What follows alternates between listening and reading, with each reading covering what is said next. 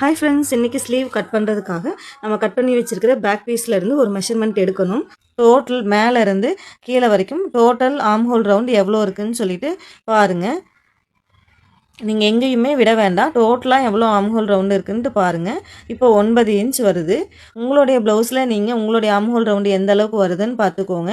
So அதில் என்ன measurement வருதோ அதிலிருந்து 1 இன்ச்சை மைனஸ் பண்ணிட்டீங்க அப்படின்னா ஸ்லீவோட மெஷர்மெண்ட் நம்மளுக்கு கிடச்சிரும். ஸோ நான் 9 இன்ச் கூட 1 இன்ச்சை மைனஸ் பண்ணிவிட்டு 8 இன்ச் வந்து நான் எடுத்திருக்கேன். ஃபஸ்ட் இந்த மாதிரி டபுளாக ஃபோல்டிங் பண்ணிக்கோங்க. ஃபோல்டிங் சைடு வந்து நம்ம பக்கம் இருக்கிற மாதிரி பார்த்துக்கோங்க. கீழே ஒரு 1/2 இன்ச் விட்டு லைன் போட்டுக்கலாம். இதுவே நீங்கள் கிராஸாக இருந்துச்சு அப்படின்னா ஃபஸ்ட்டு கிராஸாக இருக்கிறத நம்ம கட் பண்ணி எடுக்கிறதுக்காக ஒரு லைன் போட்டுட்டு அதுக்கப்புறம் ஒரு 1/2 இன்ச் விட்டு இன்னொரு லைன் போட்டுக்கலாம்.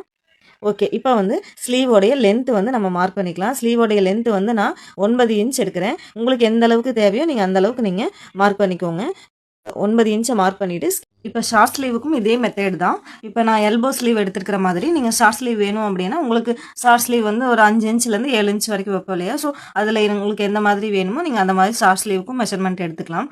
ஓகே, இப்போ நம்ம ஸ்டிச்சிங்காக 1/2 இன்ச் விட்டு இன்னொரு லைன் போட்டாச்சு. இப்போ கேப் டவுன் நம்ம குறிக்கணும். கேப் டவுன் குறிக்கிறதுக்கு நம்ம 30 இன்ச்சுக்குள்ளே வேஸ்ட் மெஷர்மெண்ட் இருந்துச்சு அப்படின்னா 3 இன்ச் கேப் டவுன் எடுத்திங்கன்னா கரெக்டாக இருக்கும். அதுவே 31 இன்ச்சுக்கு மேலே வேஸ்ட் மெஷர்மெண்ட் அப்படின்னா நீங்கள் 3.5 இன்ச் கேப் டவுன் கொடுக்கணும். நம்மளுடைய இந்த ப்ளவுஸோடைய வேஸ்ட் மெஷர்மெண்ட் 27 இன்ச் அப்படிங்கிறதுனால கேப் டவுன் நான் 3 இன்ச் கொடுத்துருக்கேன். இந்த மாதிரி 3 இன்ச் கொடுத்துட்டு இங்கே ஸ்ட்ரைட்டாக லைன் போட்டுக்கோங்க. ஓகே, இப்போ நம்ம கேப் டவுன் எவ்வளோன்னு குறிச்சாச்சு. அடுத்தது இந்த இடத்துல நம்ம வந்து காமனாக எல்லாருக்குமே வந்து 30 இன்ச்சுக்குள்ளே இருந்துச்சு அப்படின்னா 2 இன்ச் வந்து நம்ம எடுத்துக்கலாம். அதுவே நீங்கள் 30 இன்ச்சுக்கு மேலே அப்படின்னா 2.5 இன்ச் எடுத்துக்கோங்க. ஸோ நான் இந்த இடத்துல 2 இன்ச் குறிச்சிக்கிறேன். அதே மாதிரி இங்கே 1 இன்ச் மார்க் பண்ணிக்கலாம். இதுவே நீங்கள் 31 இன்ச்சுக்கு மேலே வேஸ்ட் மெஷர்மெண்ட் அப்படின்னா 1.25 இன்ச் எடுத்துக்கோங்க. இப்போ இந்த 2 இன்ச் மார்க் பண்ணியிருந்தோம் இல்லைங்களா, அதிலிருந்து கீழே 1/4 இன்ச் இறக்கி ஒரு மார்க் பண்ணிக்கோங்க. மார்க் பண்ணியிருந்தோம் இல்லையா, இந்த 8 இன்ச்சை நான் இங்கேருந்து மார்க் பண்ணுறேன்னு பாருங்கள். இந்த மாதிரி டேப்பை வச்சுட்டு நீங்கள் 8 இன்ச் வந்து மார்க் பண்ணிக்கோங்க. ஓகே, 8 இன்ச்சை மார்க் பண்ணிக்கலாம். சீம் அலவன்ஸ் கொடுக்கணும். ஸோ இந்த இடத்துல 1.5 இன்ச் நம்ம சீம் அலவன்ஸ் கொடுத்துருந்தோம் இல்லையா, அதே 1.5 இன்ச்சை இங்கே உள்ளே தள்ளி மார்க் பண்ணிக்கோங்க.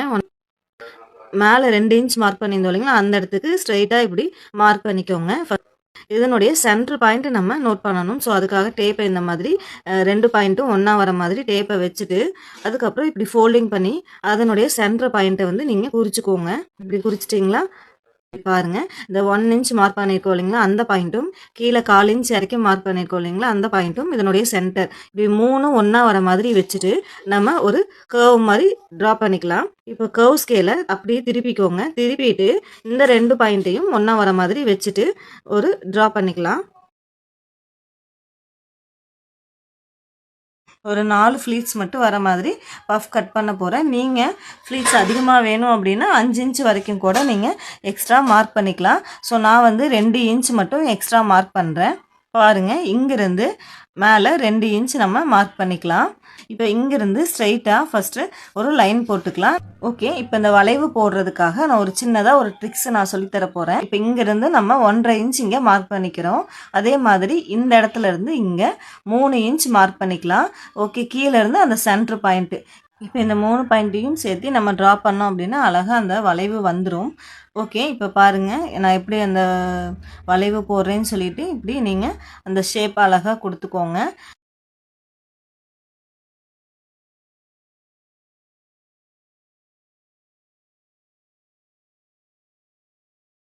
பஃப் ஸ்லீவுக்கு நம்ம ஈஸியாக அந்த 3 பாயிண்ட்ஸை மட்டும் நம்ம வச்சுட்டு அழகாக அந்த வளைவு போட்டுடலாம். ஓகே, இப்போ நம்ம சுற்றியும் கட் பண்ணி எடுத்துக்கலாம்.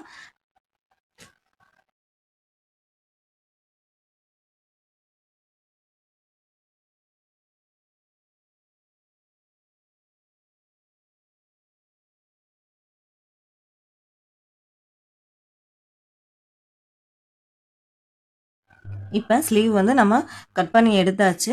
பஃப் ஸ்லீவுக்காக நம்ம ஈஸியாக ஒரு மெஷர்மெண்ட் எப்படி குறிக்கணும்னு பார்த்துட்டோம். இப்போ சின்னதாக அங்கங்கே கட் கொடுத்துக்கோங்க. அப்போ தான் நம்ம ஸ்டிச் பண்ணுறதுக்கு ஈஸியாக இருக்கும். இப்போ சென்டர்லேயும் இங்கே கட் கொடுத்துக்கலாம். கீழேயும் அதே மாதிரி நம்ம எங்கே ஸ்டிச் பண்ண போகிறோமோ அந்த இடத்துல எல்லாம் நம்ம கட் கொடுத்துக்கலாம். ஓகே. இப்ப பாருங்க, இத டபுளா இப்படி விரிச்சுக்கோங்க. விரிச்சுட்டு நம்ம குடஞ்சு வெட்டுவோம் இல்லையா? ஸோ அதுக்காக நம்ம இங்கிருந்து உள்ள தள்ளி ஒரு 1/2 இன்ச் மார்க் பண்ணிக்கோங்க. இதுவே நார்மல் ஸ்லீவ் நீங்க கட் பண்றீங்கன்னா 3/4 இன்ச் நம்ம மார்க் பண்ணுவோம் இல்லையா? ஸோ இது பஃப் ஸ்லீவ் அப்படிங்கிறதுனால ஒரு 1/2 இன்ச் மட்டும் நீங்க குடஞ்சு கட் பண்ணீங்கன்னா போதும். இப்போ இந்த மாரி ஒரு கர்வ் மாரி போட்டுட்டு, உள்ள 1/2 இன்ச்க்கு தள்ளி கர்வ் போட்டுட்டு, இப்ப நம்ம கட் பண்ணி எடுத்துக்கலாம்.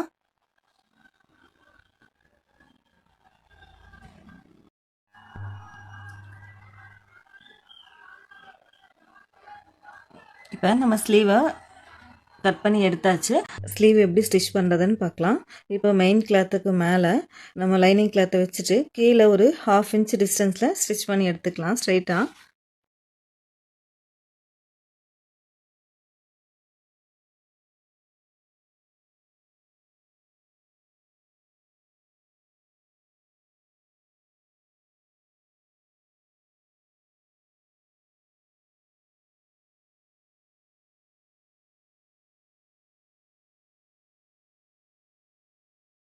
இப்போ பாருங்கள், லைனிங் கிளாத் அப்படியே எடுத்துட்டு இப்போ கீழே ஒரு 1/4 இன்ச் டிஸ்டன்ஸில் ஒரு ஸ்டிச் போட்டுக்கலாம்.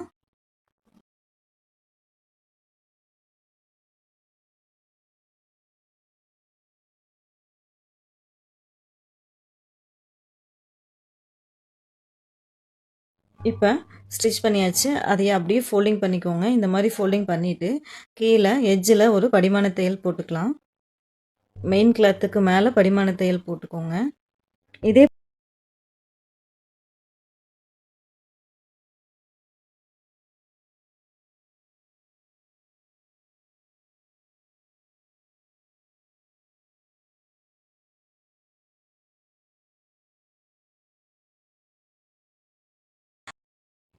இப்போ சுற்றியும் நம்ம ரெண்டையும் சேர்த்து ஒரு ஸ்டிச் பண்ணி எடுத்துக்கலாம்.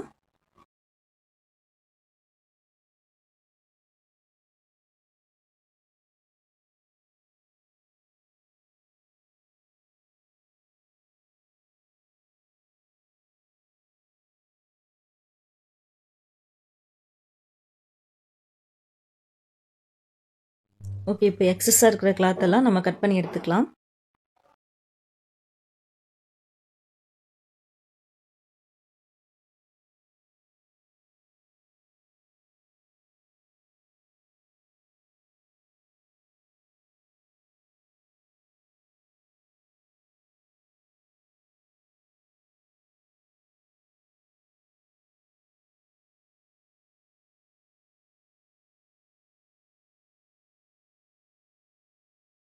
இப்போ நம்ம ஸ்லீவ் வந்து மெயின் கிளாத்தையும் லைனிங் கிளாத்தையும் சேர்த்து ஸ்டிச் பண்ணி எடுத்துட்டோம். இப்போ நான் இந்த ஸ்லீவில் சின்னதாக ஒரு பஃப் கொடுக்க போகிறேன்.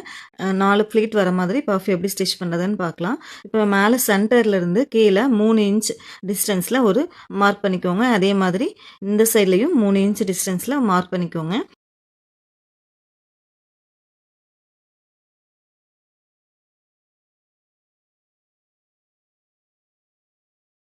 இப்போ ஃப்ளீட்ஸ் எப்படி வைக்கிறதுன்னு பார்க்கலாம்.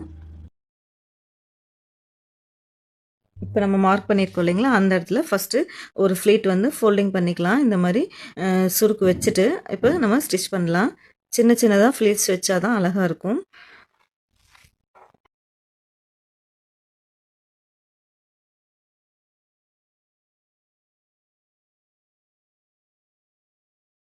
நம்ம 3 இன்ச் மார்க் பண்ணியிருக்கோம் இல்லைங்களா, அது வரைக்கும் ஃப்ளீட்ஸ் வச்சுக்கலாம்.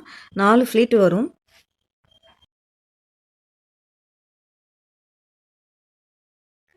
இப்போ பாருங்கள், ஃப்ளீட்ஸ் வச்சாச்சு எவ்வளோ அழகாக வந்திருக்குன்னு சொல்லிட்டு. 90ஸ்லாம் பார்த்தீங்கன்னா இந்த மாதிரி பஃப் மாடல் தான் யூஸ் பண்ணுவாங்க. இப்போ ட்ரெண்டிங்கில் இருக்குது. ஓகே, இப்போ நம்ம வந்து மெயின் கிளாத்து கூட ஸ்லீவை எப்படி ஸ்டிச் பண்ணுறேன்னு பாருங்கள். ஜாயின் பண்ணி ரெண்டையும் இப்படி ஒன்றா வச்சுட்டு 1/2 இன்ச் டிஸ்டன்ஸில் நம்ம ஸ்டிச் பண்ணி எடுத்துக்கலாம்.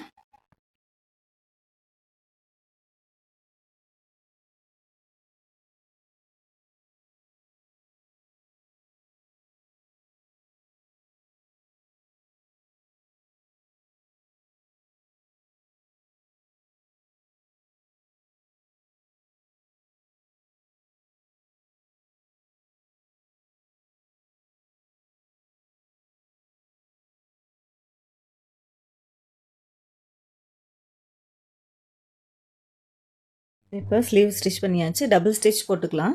ஸ்லீவ் வந்து நம்ம எப்போவுமே டபுள் ஸ்டிச் போட்டு ஸ்டிச் பண்ணணும்.